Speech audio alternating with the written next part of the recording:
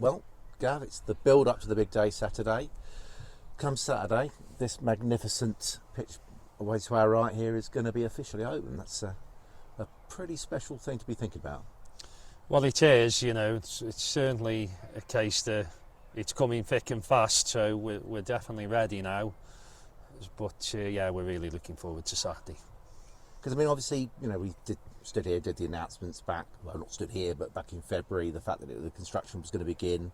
And it seems to have come around pretty quickly, actually. You're thinking, it's way off yet, but here we are. It's gone in the blink of an eye, and we're here, and I'm glad we're here, really. I can't wait to get everybody on it and start using it now.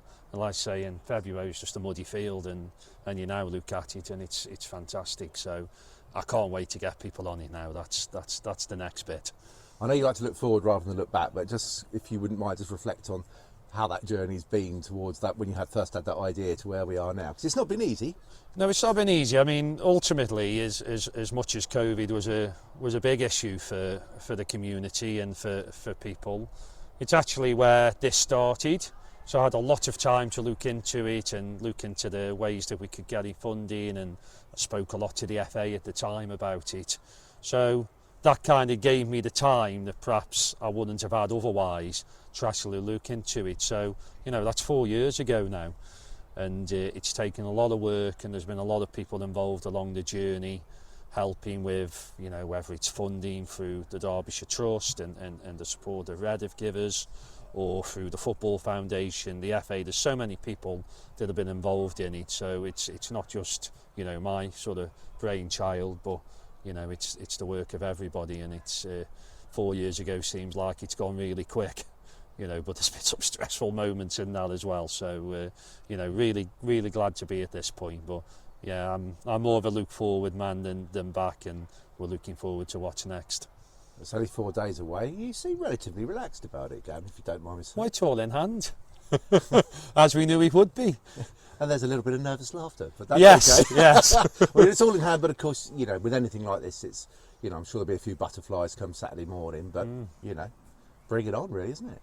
Yeah, I think so. Like I say, we've got everything lined up. There'll be a last minute hiccup, as there always do with these things. Well, we just roll with that and crack on. The main thing is Saturday, Sunday, the community are going to be on here. Loads of youngsters, male, female, are going to access the facility, and that's what it's about.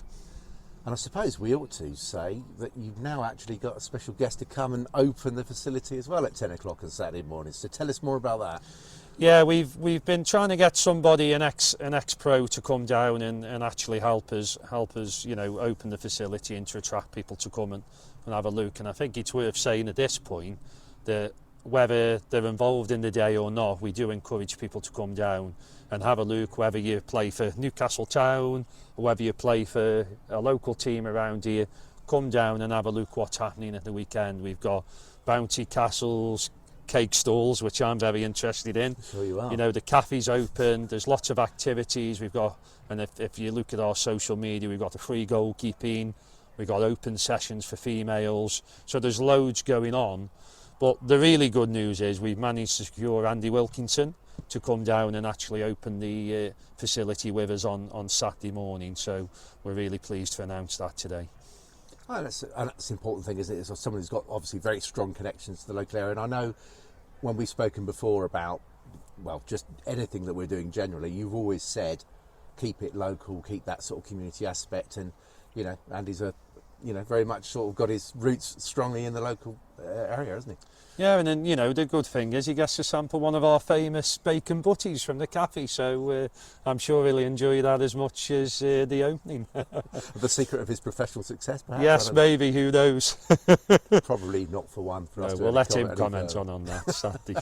But yeah, we're really grateful to Andy for coming down, and on a serious note, he's a busy guy, and I'm sure he gets lots of requests, so him coming down is really good. So just final reminder before we close things off on this gap, just remind people what time that everything's going to be happening over the weekend so they can come along. Yeah, well, we're open from 9 o'clock on Saturday.